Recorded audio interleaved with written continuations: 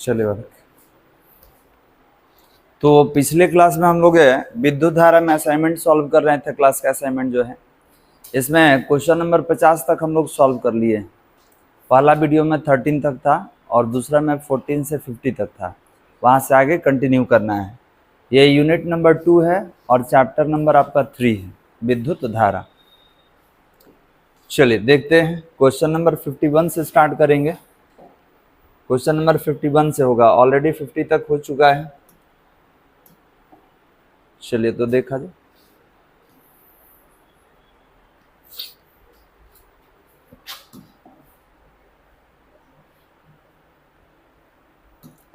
Question number 51 देखते हैं। कह रहा है कि वायु में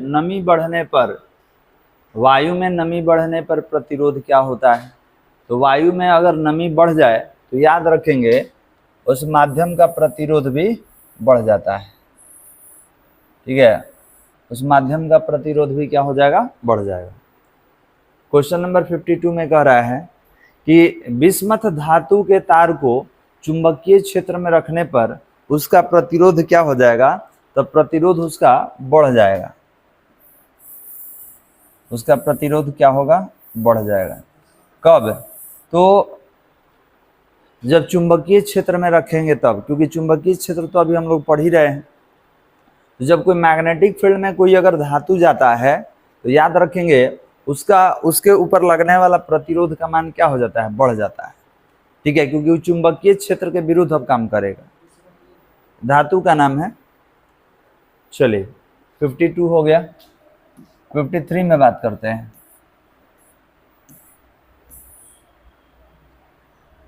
कह रहा है अर्धचालकों का प्रतिरोध उन पर प्रकाश के पड़ने से क्या होता है। तो आपको बताए थे कि अर्धचालक जो है कभी कुचालक जैसा व्यवहार करता है, कभी सुचालक जैसा। तो कब कुचालक होगा, कब सुचालक होगा, तो 0 केल्विन पर कुचालक होता है और कमरे के ताप पर चालक होता है। तो प्रकाश डालिएगा तो इसका प्रतिरोध क्या हो जाएगा, घट जाएगा। ठीक है, अर्धचालक पर अगर प्रकाश डालते हैं इसका मतलब ऊर्जा देते हैं, तो ऊर्जा देने के बाद इलेक्ट्रॉन क्या होगा, मुक्त होना शुरू हो जाएगा। तो इस क्रिया में प्रतिरोध का मान क्या हो जाएगा, घट जाएगा। ठीक है, प्रतिरोध का मान घट जाता है। हो गया बालक। चलिए नेक्स्ट।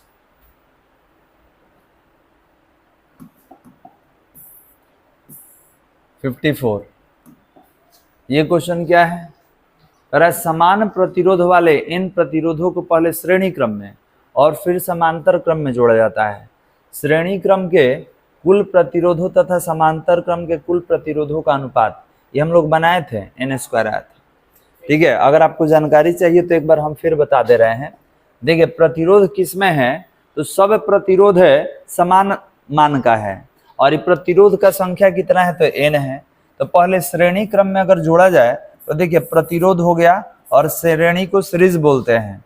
तो यहाँ पर RR करके n बार लिखिएगा, उससे बेहतर है कि NR लिख लीजिए। ठीक है, और समांतर क्रम में उसको हम लोग पैरेलल बोलते हैं और ये 1/R चलेगा। तो लास्ट में ये n/R होता है, लेकिन जब इसको सीधा कीजिएगा तो R ऊपर और n नीचे, ये बता चुके हैं ऑलरेडी। ठीक है, अब इसको आप क्या करें, अनुपात पूछ रहा है, दोनों का अनुपात पूछ रहा है। तो RS ऊपर मतलब सीरीज वाला ऊपर है, पैरेलल वाला नीचे। तो ये होगा NR और ये होगा R/N। तो इसके बट्टा में 1 दीजिएगा तो 4 स्टेप हो गया। इसको सीधा कर लीजिए तो ये होगा NR/1 और ये N/R। तो R से R कैंसिल आउट हो जाएगा, तो क्या हो गया, n²। ये तो पहले भी आया था, इसीलिए ये याद भी है। ये ऑलरेडी पहले हम लोग सॉल्व कर चुके हैं, है ना। चलिए नेक्स्ट आगे बढ़ जाए। 55। चलिए ये भी क्वेश्चन आ चुका है पहले, ये भी क्वेश्चन पहले आ चुका है, याद है क्या होगा इसमें। तो ध्यान देंगे, इसमें श्रांति काल का मान क्या हो जाता है, कम हो जाता है। धातु का ताप बढ़ने पर उसका प्रतिरोध बढ़ जाता है। बोले थे ना धातु के साथ समानुपाती का संबंध होता है। तो इसमें क्या होगा कि धातु के अंदर टक्करों की संख्या बढ़ जाएगा। तो जब टक्कर का संख्या बढ़ जाएगा इसका मतलब जो टक्कर काफी देर में होता था वो काफी जल्दी जल्दी टक्कर होना शुरू हो जाएगा। तो इसमें जो रेस्ट मिल जाता था, जो टाइम का गैप मिल जाता था धातु के अंदर इलेक्ट्रॉनों के बीच, वो गैप कम हो जाएगा। तो याद रखेंगे श्रांति काल कम हो जाता है। ठीक है, बात समझ में आ रहा है कि नहीं? ये ऑलरेडी हम लोग थ्योरी में कर चुके हैं। चलिए नेक्स्ट बताइए।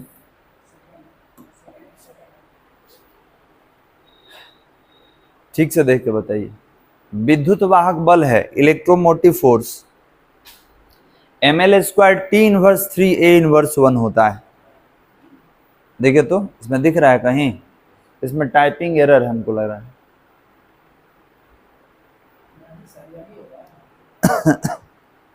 ऐसा ही कौन है ऑप्शन? निकाल लेते हैं। बताइए। कार्य बटा आवेश। ठीक, कार्य बटा आवेश। ठीक है, तो हाँ सही है वाला, ये सेकंड वाला ही होगा।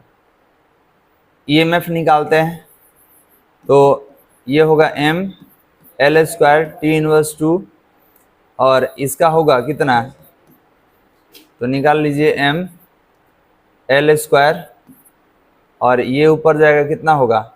ये ऊपर जाएगा T इनवर्स 3 A इनवर्स 1। ठीक है, तो ml² T inverse 3 A inverse 1 कौन सा ऑप्शन है? Third, ml² T inverse 3 A inverse 1 हो गया बालक। चलिए नेक्स्ट। हाँ, इसका भी आंसर यहाँ पे दे देंगे। विभवांतर मापा जाता है तो आप जानते हैं कि वोल्ट से मापा जाता है। तो यही नहीं, विद्युत वाहक बल भी वोल्ट से मापते हैं, सबका मेजरमेंट वोल्ट से ही होता है। चलिए नेक्स्ट।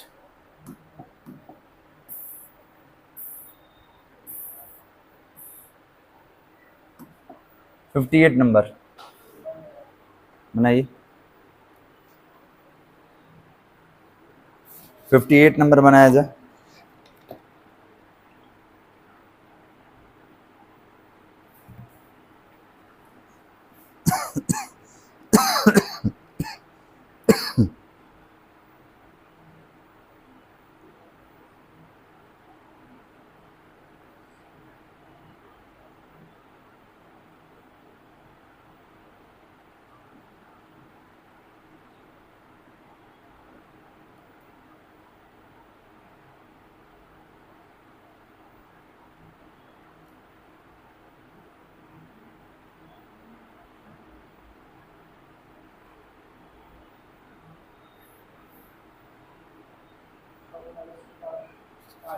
कितना रहा है?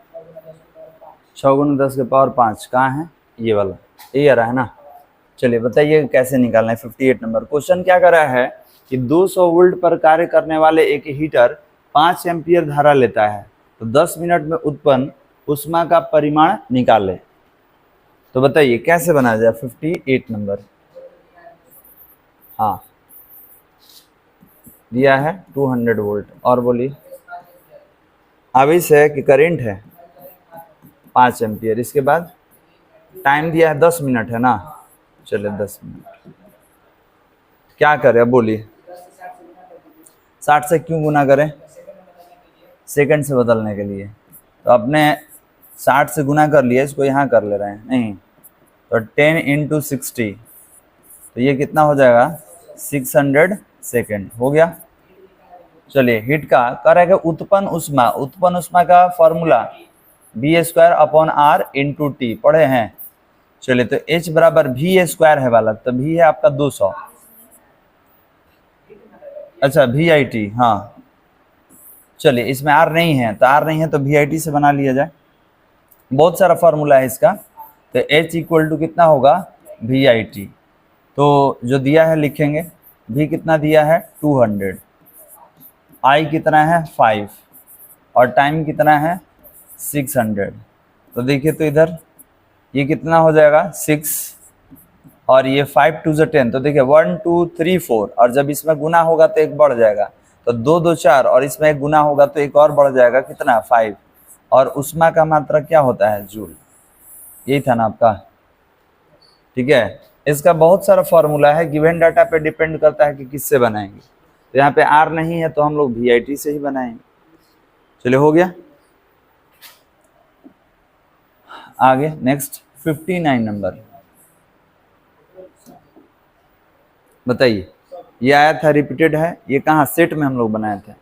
कह रहा है कि सेल का आंतरिक प्रतिरोध निर्भर करता है, तब विद्युत अपघटय की प्रकृति पर इस पे भी करेगा, विद्युत अपघटय की सांद्रता पर, सांद्रता मतलब आपका कॉन्सेंट्रेशन कैसा है, गाढ़ा है पतला है, विद्युत अपघटय के घोल में डूबे हुए इलेक्ट्रोड के क्षेत्रफल पर, तो सभी होगा बालक। ठीक है, ऑल ऑफ दिस, सारा का सारा। Option number 4 is the right answer. Clear है। चलिए नेक्स्ट आगे बढ़ जाए। 60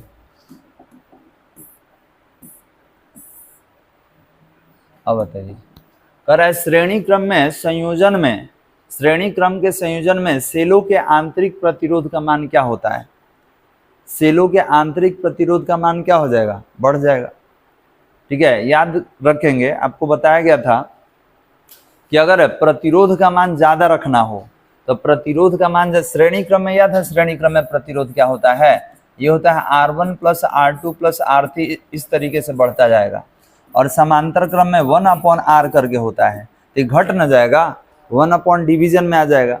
तो अगर आपसे कहा जाए कि श्रेणी क्रम में आंतरिक प्रतिरोध, और याद रखिए हम लोग करेंट में भी पढ़े थे, ये N एप्टा R + R आया था, याद है, N एप्टा अपॉन R + R।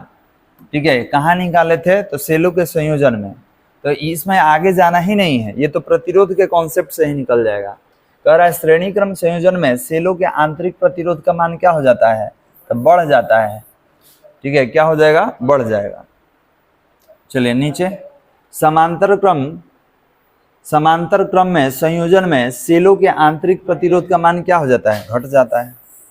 क्यों घट जाएगा, क्योंकि ये R/N हो जाता है। ठीक है, और श्रेणी क्रम में क्या हो जाता है, तो NR हो जाता है, मतलब मल्टीप्लाई हो जाएगा, इसमें डिवीजन हो जाता है। तो याद रखेंगे श्रेणी क्रम में हमेशा प्रतिरोध का मान ज्यादा होगा और समांतर क्रम में क्या होगा, कम होगा। चलिए नेक्स्ट 62 नंबर, ये बताइए, आप बताइए। अब इसी पर चर्चा हो रहा है हम लोग का।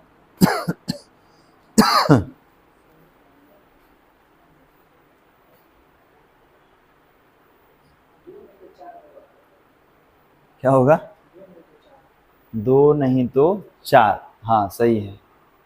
ठीक है, तो ये होगा आपका क्या कह रहा है, कह रहा है यदि E वोल्ट विद्युत वाहक बल वाले N सेल श्रेणी क्रम में जुड़े हो तो कुल विद्युत वाहक बल होगा।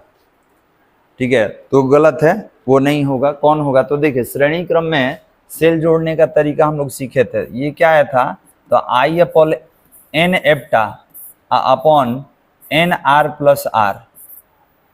ठीक है, ये आया था, याद कीजिए, सेलों को जब जोड़ने का तरीका बताया गया था, तो ये बताया कि N एप्टा आया है ना, तो ये N गुना विद्युत वाहक बल बढ़ जाता है। Option number 3 is the right answer. ठीक है, कौन होगा, ये होगा N एप्टा। कौन सा फॉर्मूला से, अभी आपको बताए हैं, कौन होगा, तो NR, यहाँ लिख भी लेंगे, हटाए क्या इसको। देखिए तो 62 नंबर में अगर आपसे कहा जाए कि श्रेणी क्रम में जोड़ने पर कैसे डिसाइड किए हैं, तो याद रखिएगा, ये हम लोग पढ़े थे N एप्टा अपॉन NR + R, और इसमें 2 केस ले लिए थे। एक बार बड़ा R को हमने बड़ा माना था, इसमें था कि small r very greater than capital R, और एक ये 2 केस में अलग अलग करंट हम लोग निकाले थे। तो यहाँ हमसे तो रेजिस्टेंस पूछ नहीं रहा है, हमसे विद्युत वाहक बल पूछ रहा है, तो ये क्या होगा, तो N गुना हो जाएगा। तो कितना होगा, option number 3 is the right answer.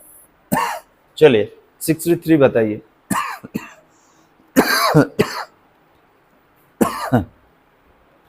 63 बताइए।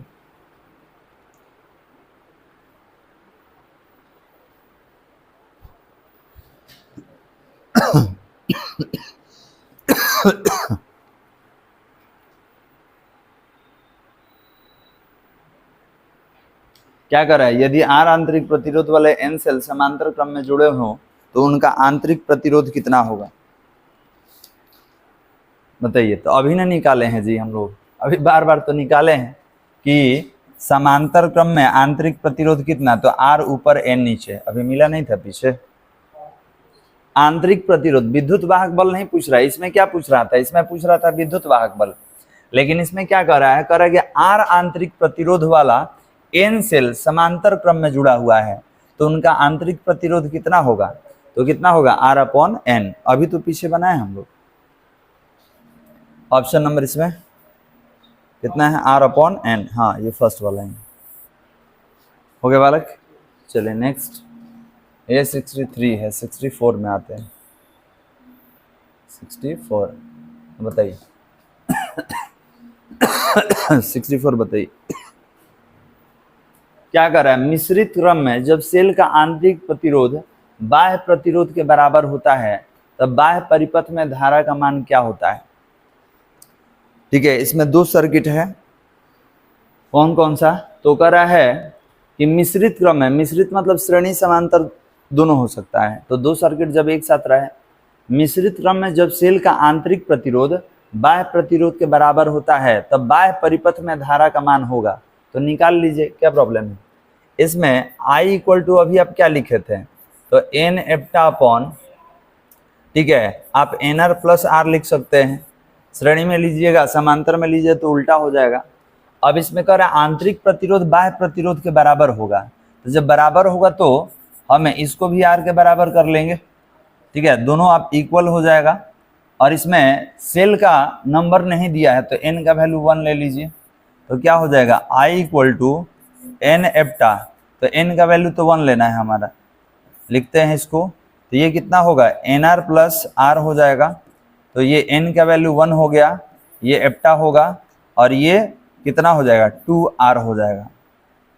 ठीक है, अब यहाँ से अगर ऊपर करंट निकाला जाए I इक्वल टू, तो एप्टा इक्वल टू 2R, इसको हम लोग ये भी कैपिटल R से भी रिप्लेस कर सकते हैं कैपिटल R से भी क्या करेंगे, रिप्लेस कर लेंगे।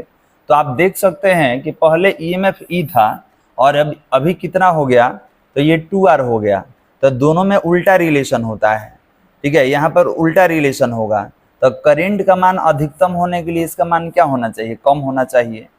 ठीक है, तो याद रखेंगे ऊपर नीचे का मतलब उल्टा रिलेशन, तो याद रखेंगे ये दुगना अगर कम होता है तो ये दुगना क्या हो जाएगा, बढ़ जाएगा, 2 टाइम्स दिख रहा है, तो ये ऊपर नीचे का मतलब दोनों में इनवर्सली प्रोपोर्शनल का रिलेशन है, तो ये कम होगा तो ये क्या हो जाएगा, ज्यादा। तो इस केस में क्या हो सकता है, विद्युत धारा का मान क्या होगा, तो अधिकतम होगा। टिक कर लीजिए 64 नंबर में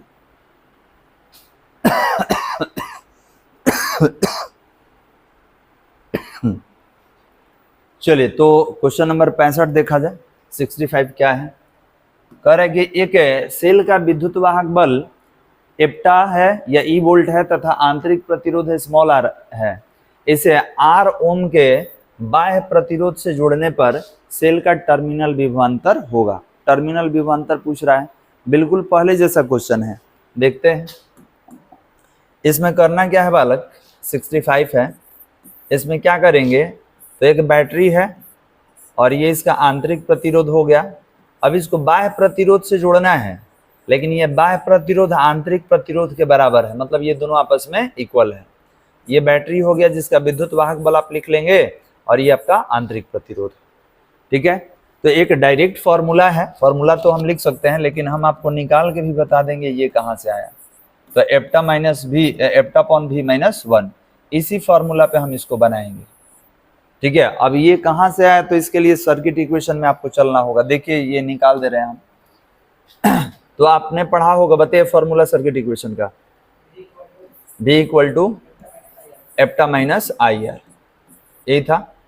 ठीक है, आप चाहे तो इसे भी बना सकते हैं या चेंज भी कर सकते हैं, तो इधर लाइए, तो IR इक्वल टू कितना होगा, तो एप्टा माइनस भी होगा ये इधर आएगा तो ये भी इधर आ जाएगा, ये क्या होगा, तो एप्टा माइनस, अच्छा सर्किट इक्वेशन पे भी तो लेके आ सकते हैं इसको, सर्किट इक्वेशन पे भी ला सकते हैं। जैसे इस पे देखिए सर्किट इक्वेशन पे I इक्वल टू क्या था, याद है, एप्टा अपॉन R प्लस R, तो इसको इधर लाइए, R प्लस आर कितना होगा, ये होगा एप्टा, हाँ ये ऊपर होगा तो ये होगा एप्टा और अपॉन आई।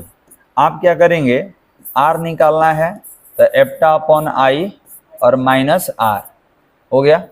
अब आपसे कहा गया कि R इक्वल टू एप्टा, दोनों से R कॉमन लेना है, तो ये I को हटाइए, कैसे हटाइएगा, तो V equal to I R होता है, तो I equal to V upon R, तो इसके नीचे क्या करेंगे, V अपॉन आर कर लेंगे और माइनस आर, तो याद रखेंगे इसके अपॉन में 1 कीजिएगा तो 1 2 3 4 ये ऊपर चला जाएगा, ठीक है। तो यहाँ पे R जो है नीचे ये ऊपर चला जाएगा, फोर्थ स्टेप, ये हो जाएगा एप्टा इंटू आर अपॉन भी माइनस आर, दोनों में से R कॉमन ले लीजिएगा, तो कितना हो गया, एप्टा अपॉन भी माइनस 1। कोई दिक्कत, यही फॉर्मूला हम डायरेक्ट लिखे हैं यहाँ पे, ठीक है। चलिए अब आपका क्वेश्चन में क्या मेंशन है, आपका क्वेश्चन में मेंशन ये है कि दोनों इक्वल है, तो दोनों में से किसी एक को चेंज कर लीजिए। तो हमने क्या किया कि R इक्वल टू आर और एप्टा अपॉन भी माइनस 1 रख दिया, तो R से R कैंसिल हो जाएगा, तो ये 1 इक्वल टू कितना होगा, एप्टा अपॉन भी माइनस 1, इसको इधर लाइए, तो माइनस माइनस इधर आ गया, minus minus plus, 1 plus 1 एप्टा upon भी, तो ये कितना हुआ 2 इक्वल टू एप्टा अपॉन भी। तो जब भी निकालिएगा कितना आया, 2 इक्वल टू एप्टा अपॉन भी, तो जब भी निकालेंगे तो ये क्या होगा, एप्टा अपॉन 2, मतलब टर्मिनल विभवांतर कितना होगा, विद्युत वाहक बल का आधा होगा। टर्मिनल विभवांतर कितना होगा, विद्युत वाहक बल का आधा। अब देखिए इसमें कहाँ है, E/2, ऑप्शन नंबर 3 ये हो जाएगा, ऑप्शन नंबर 3। चलिए तो इसको सॉल्व कर लीजिए, आप डायग्राम के साथ सॉल्व कीजिएगा।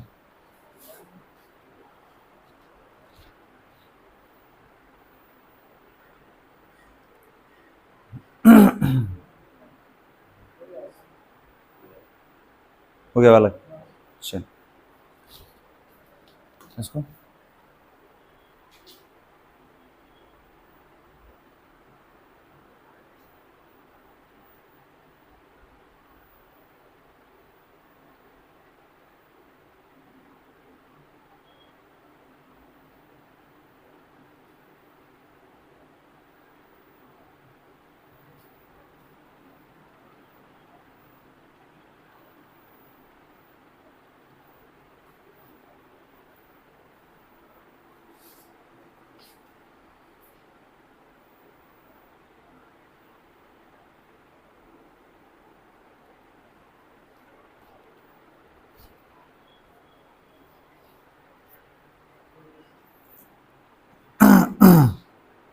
चलिए हो गया, इसको इसको लिख लेंगे।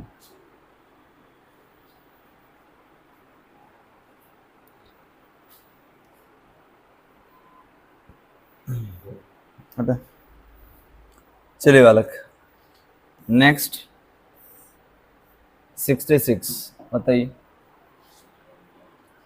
एक सेल का विद्युत वाहक बल E वोल्ट है, जब इसे लघुपथित कर देते हैं तब इसका टर्मिनल वोल्टेज हो जाता है, ठीक है। आपको याद है लघुपथित के बारे में बताया था हमने, लघुपथित कहाँ गया जी, ये, तो इसका मतलब ये है कि बाह्य प्रतिरोध को 0 कर देना है। लघुपथित का मतलब क्या होगा, बाह्य प्रतिरोध 0। तो ये बताइए V equal to I R होता है, तो जब R का मान 0 हो जाएगा तो I इंटू 0, I इंटू 0, तो वोल्टेज क्या हो जाएगा 0। कहाँ है जिसमें, ये पहले भी आ चुका है, पहले भी हम लोग बात कर चुके हैं कि लघुपथित कहेगा ना, इसका मतलब कि शॉर्ट पाथ में प्रतिरोध का मान बहुत कम होना चाहिए और करंट का मान बहुत ज्यादा होना चाहिए। लिख लीजिए इसको।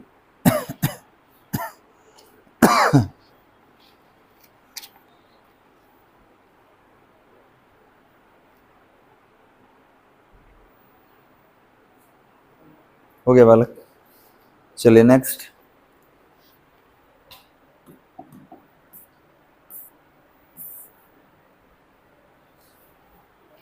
क्या कह रहा है कि एक 15 वोल्ट 20 वाट अंकित लैंप को पूर्णतः प्रदीप्त करने के लिए एक 45 वोल्ट दिष्ट स्रोत और प्रतिरोध R श्रेणी क्रम में जोड़ दिए जाते हैं। तो परिपथ में धारा का मान, करंट आपसे पूछ रहा है, बैटरी जोड़ा है कितना वोल्ट का, 45 वोल्ट का। अच्छा, इसके बाद एक लैंप है जो कि 15 वोल्ट और 20 वाट का है। ठीक है, तो गिवन डाटा में लिख लिया जाए, इसका डायग्राम ही बना लेते हैं। कितना है 67। तो ध्यान देंगे, ये आपका बैटरी हो गया, आंतरिक प्रतिरोध नहीं दिया इसमें, नहीं, बैटरी हो गया। और आपका सर्किट में एक बाह्य प्रतिरोध है और एक लैंप है। ठीक है, लैंप है और इस लैंप पर कुछ मेंशन है, क्या है, 20 वॉट 15 वोल्ट। ठीक है, बैटरी का ईएमएफ कितना है, 45 वोल्ट। और जो प्रतिरोध आप जोड़े हैं कौन सा क्रम में जोड़े हैं, आर प्रतिरोध को किस में, श्रेणी क्रम में। तो यहाँ पे आर प्रतिरोध है। ठीक है, यहाँ पावर कितना है, 20 वाट है। यहाँ विद्युत वाहक बल कितना है, 45 वोल्ट है, प्लस माइनस। इसमें करंट का मान आपसे पूछ रहा है, क्या पूछ रहा है, परिपथ में धारा का मान बताइए, करंट का मान आपको बताना है। डायग्राम बना लीजिए।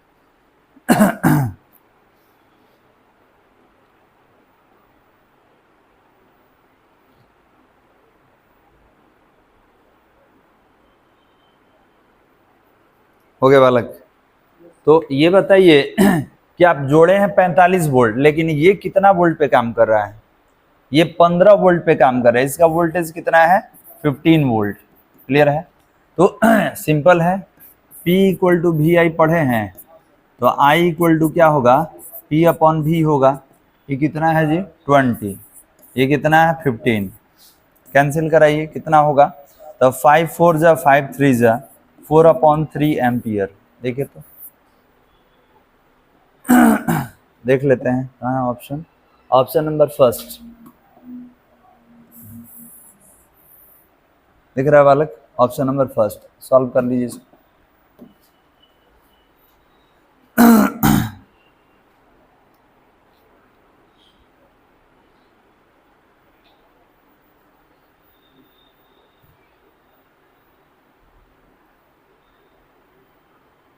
हटा इसको, चलिए नेक्स्ट। अब देखिए बहुत सारा इसमें हम लोग कर चुके हैं, तो उसमें केवल हम हिंट दे रहे हैं, उसको सॉल्व नहीं कर रहे हैं, केवल हिंट दे रहे हैं। चलिए 68 नंबर बन जाएगा ना। क्या कर रहा है, किसी बल्ब का प्रतिरोध 484 ओम है, यदि इसको 220 वोल्ट से जोड़ा जाता है तो उसकी शक्ति P equal to V square upon R, शायद आपको याद हो। ठीक है, तो वी स्क्वायर तो कितना है आपका 220 है ना, 220 इंटू 220 हो गया। प्रतिरोध कितना है जी, 484 है। तो याद रखेंगे इसको, ध्यान देंगे 20 और 20 का मल्टीप्लाई कीजिए तो 484 इंटू 100। ये देखिए 22 में 22 से गुना करेंगे तो 484 और डबल 0 अलग कर लिए 484, ये दोनों कैंसिल, तो कितना वाट, 100 वाट। ऑप्शन नंबर सॉरी ये होगा सेकंड होगा, ये नहीं होगा।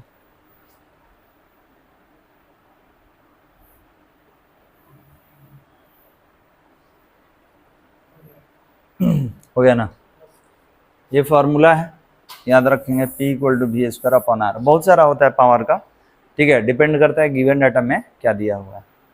चलिए नेक्स्ट 69। हाँ ये भी बता चुके हैं, बताइए, ये पहले हो चुका है हम लोग का।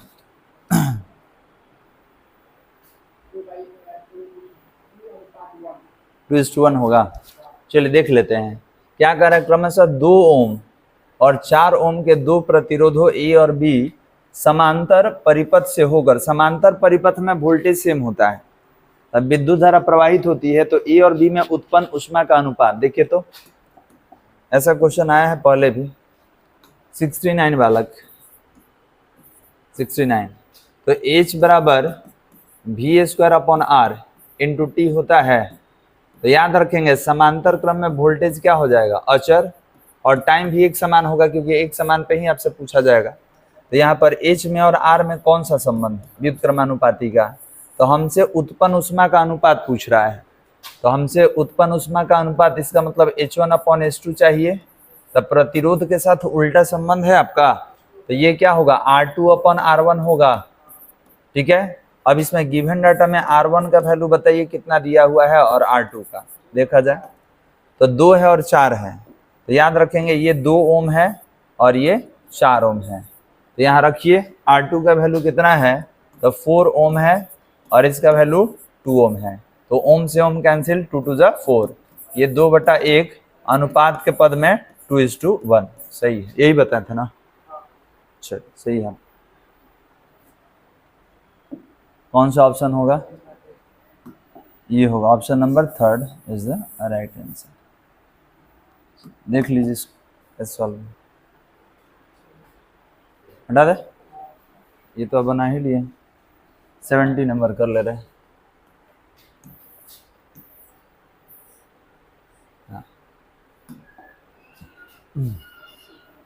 करें कि विद्युत लोहा जिसका प्रतिरोध 80 ओम है 200 वोल्ट के विभवांतर वाले परिपथ में रखा गया है।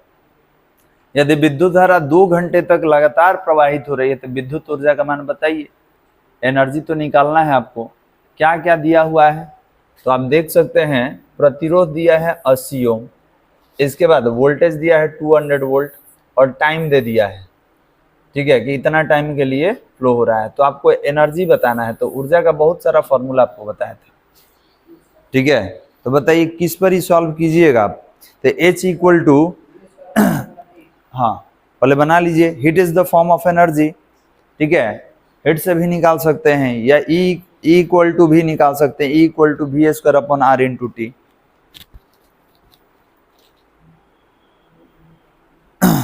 सॉल्व कर दें, बन जाएगा।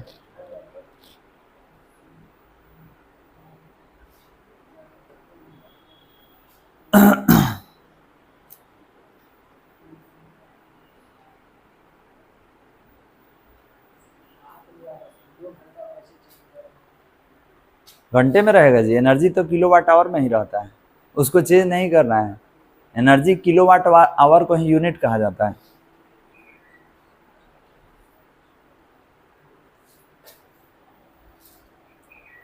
फॉर्मूला लिख दें, E इक्वल टू V²/R/T, इस पर बनेगा। V दिया हुआ है, R भी दिया हुआ है, T भी दिया हुआ है, सारा तो दिया हुआ है। तो कितना होगा V² कितना रहा है, 4 नंबर आ रहा है, चेक कर ले रहे हैं।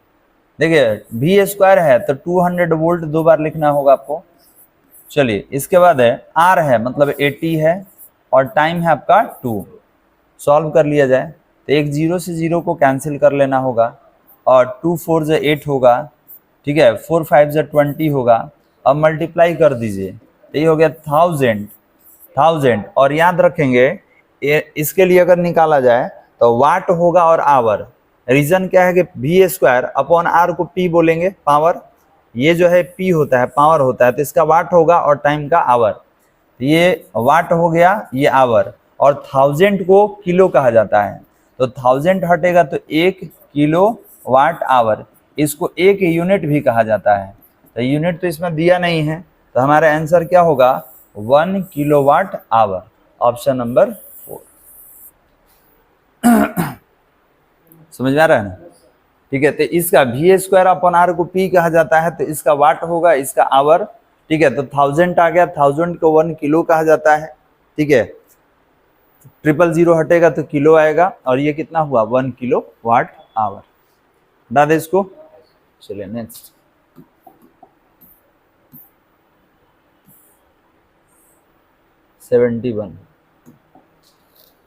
बताइए, अभी जो निकाले थे ना उसी तरीके का है।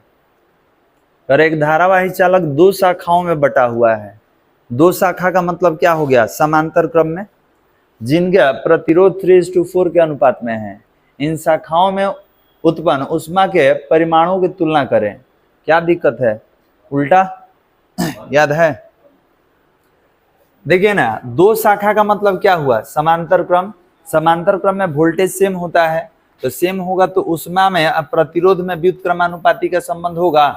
तो अगर ये प्रतिरोध का अनुपात है तो उष्मा का अनुपात उल्टा होगा, तो क्या होगा 4:3। समझ में आ रहा है कि नहीं जो बोल रहे हैं? उल्टा संबंध है। तो ये अगर प्रतिरोध दिया हुआ है, प्रतिरोध का अनुपात, तो इसका उल्टा उष्मा का अनुपात होता है, तो कितना होगा 4:3। ऑप्शन नंबर 1 अभी पीछे निकाले हैं जी हम लोग। लेकिन शर्त क्या है कि दो शाखा में होना चाहिए, क्योंकि दो शाखा में समांतर क्रम होगा, और समांतर क्रम में वोल्टेज का मान क्या होता है? अचर। वोल्टेज का मान अचर होगा तो इन दोनों में उल्टा संबंध, तो इसका संबंध अगर 3:4 है तो इसका संबंध क्या होगा? 4:3। चलिए नेक्स्ट 72।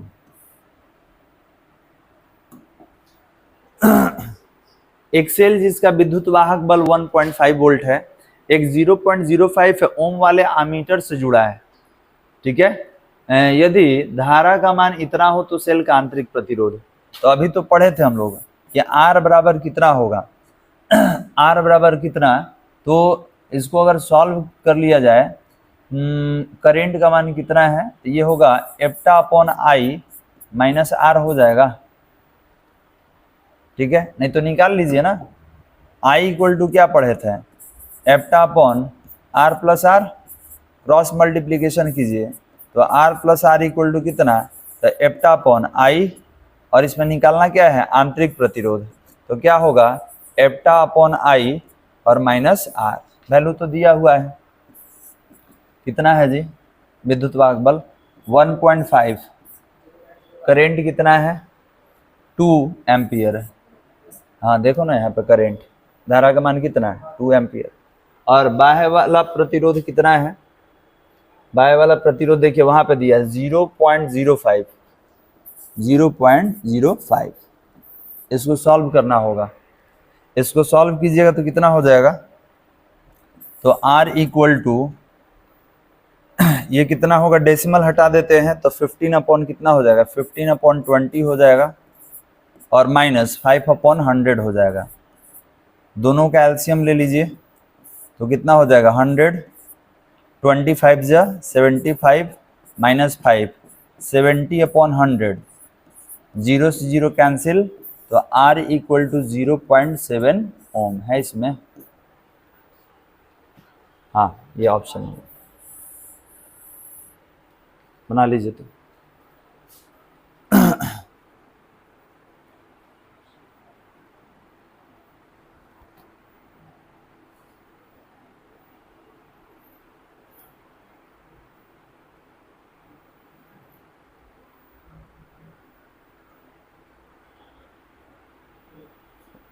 हो गया बालक? चलिए 73 हटा दे इसको।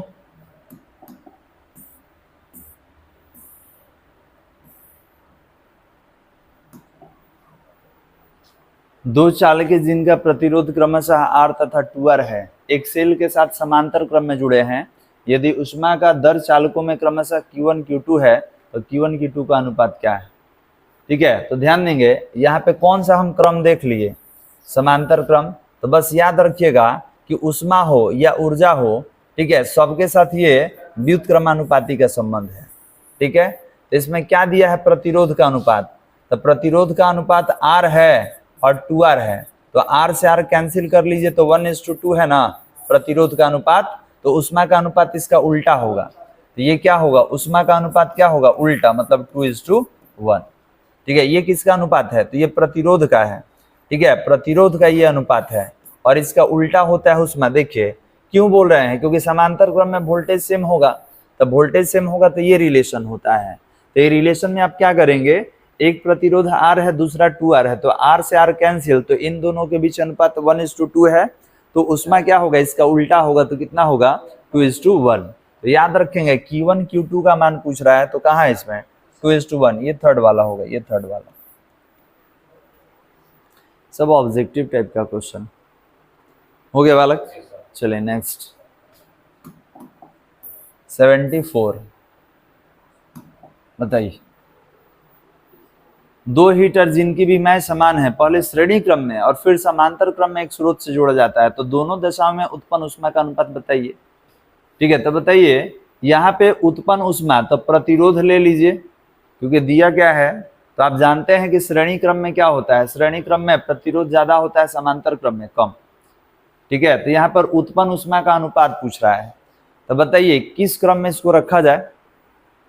पीछे हम लोग देखे हैं, पीछे वाला क्या था, तो पीछे वाला देखिएगा तो उसमें दिया हुआ था कि वोल्टेज जो है वोल्टेज अचर होगा समांतर क्रम में, लेकिन यहाँ पर क्या दिया हुआ है कि दो हीटर जो है, ठीक है, इनका बीमा समान है और पहले इनको श्रेणी क्रम में जोड़ दिया गया है, बाद में समांतर क्रम में जोड़ दिया गया है, तो दोनों दशाओं में उत्पन्न ऊष्मा का अनुपात बताइए क्या हो सकता है, बालक बताइए।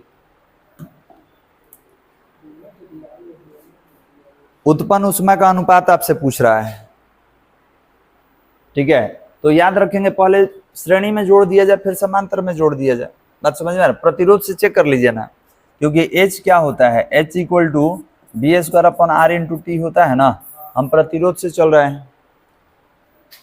चलिए देखिए तो, क्योंकि उत्पन्न ऊष्मा कह रहा है तो जो प्रतिरोध आएगा उसका उल्टा हो जाएगा, नहीं तो अगर श्रेणी क्रम में प्रतिरोध आप जोड़िएगा तो दोनों का अगर प्रतिरोध समान हो तो ये R और R2R हो जाएगा। ठीक है, तो अगर श्रेणी क्रम में प्रतिरोध लेना हो तो R प्लस R कितना हो जाएगा, 2R। और डायरेक्ट वाला फॉर्मूला से बताइएगा समांतर क्रम में कितना, R1 into R2 upon R1 plus R2, तो R1 into R2 upon R1 plus R2 तो कितना हो जाएगा, R स्क्वायर अपॉन 2R। हो गया बालक, बस चेक कर लीजिए और इसी का उल्टा हम कर लेंगे। ठीक है, तो यहाँ पे देखते हैं, तो RS सीरीज में है, ये पैरेलल में है, तो ये 2R है, इसके अपॉन में 1 कर ले क्या, क्योंकि ये सिंगल है, और ये क्या है, तो ये है R स्क्वायर अपॉन 2R। अब सीधा कर लीजिए, कितना होगा, 2R अपॉन 1 होगा, और ये होगा, ये ऊपर होगा 2R, ध्यान देंगे, ये कितना होगा 2R अपॉन 1 और ये ऊपर चला जाएगा, ये होगा 2R अपॉन R स्क्वायर। तो बताइए यहाँ पर R से R कैंसिल हो जाएगा, तो R स्क्वायर, तो ऊपर कितना 4, नीचे कितना 1, तो यहाँ पर अनुपात कितना हुआ, प्रतिरोध का अनुपात 4:1 है, तो ऊष्मा का अनुपात इसका उल्टा होगा, ऊष्मा का अनुपात इसका उल्टा होता है, तो कितना होगा 1:4। ये तो है, तो कौन सा हो जाएगा, ऑप्शन नंबर, जल्दी।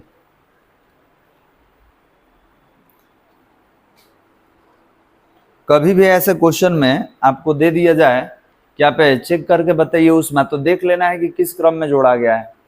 तो यहाँ हीटर को पहले श्रेणी में जोड़ा था, फिर समांतर क्रम में, लास्ट में उत्पन्न ऊष्मा का अनुपात पूछ दिया, तो हम प्रतिरोध का अनुपात पहले निकाल लेंगे। प्रतिरोध का अनुपात जो होगा उसका उल्टा ऊष्मा का अनुपात होता है।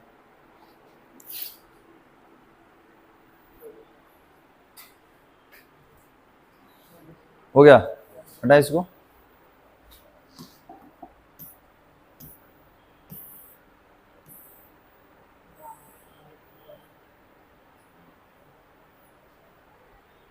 बताइए बालक, कह रहा है कार्बन प्रतिरोधक के सतह पर, देखिए थोड़ा सा यहाँ पर टाइपिंग एरर है, ठीक है, कार्बन प्रतिरोधक के सतह पर क्रमशः लाल, ऑरेंज तथा सिल्वर रंग चिन्हित है, तो कार्बन प्रतिरोधक का प्रतिरोध होगा, तो ये तो निकालना होगा। तो लाल 2 नंबर था, ठीक है, लाल ऑरेंज, ऑरेंज कितना नंबर था है? कुछ गड़बड़ है नहीं, क्योंकि ऑरेंज 0 नहीं था, हाँ ये कुछ गड़बड़ दिख रहा है, ठीक है, 0 हटाना होगा, क्योंकि इसका अगर सीरीज देखा जाए, ठीक है, तो सबसे पहले काला से स्टार्ट था, 0 काला था, ठीक है, इसमें 3 ही कलर है ना, तो इसमें क्या मतलब, इसमें कोई छूटा है कलर, क्योंकि 3 कलर के बाद सिल्वर था, तो यहाँ पे काला कर लीजिए, तो काला देख ले रहा, असाइनमेंट पे भी मिसप्रिंट है क्या, 1 मिनट, कितना नंबर है क्वेश्चन, 75 जी, 75। हाँ बालक देखिए, लाल, काला, ऑरेंज और सिल्वर इसमें है सुधारा हुआ, ठीक है, लाल काला है बीच में, ठीक है, इसमें देखिए मिस प्रिंट है, इसमें यहाँ पे काला कर लीजिएगा। ठीक है, यहाँ पर इसके बीच में असाइनमेंट में है, यहाँ पे काला है, अब तो बता सकते हैं। ठीक है, तो लाल के लिए 2 था, डिजिट में देखेंगे, काला के लिए 0 था, ऑरेंज के लिए 10 के पावर 3 गुणक में देखेंगे। ठीक है, और सिल्वर के लिए टॉलरेंस कितना था, 10%। तो option number 1 is the right answer. ये बनाने वाला नहीं है, जिसका कार्बन का हम लोग कलर कोड का टेबल लिखे थे, उस टेबल में अगर कलर याद है तो आप बता सकते हैं। ठीक है, चलिए हटा इसको बालक। नेक्स्ट 76 बताइए मेरे को, कौन है? पीला, तो पीला 4 नंबर, लाल 2 नंबर, ऑरेंज 10 के पावर 3, यही सही है बालक, थर्ड वाला। बहुत अच्छा, कलर कोड आपको याद है, इसका मतलब है ना जी, है ब्लू। चलिए नेक्स्ट 77 बनाइए तब, अगर ये याद है तो।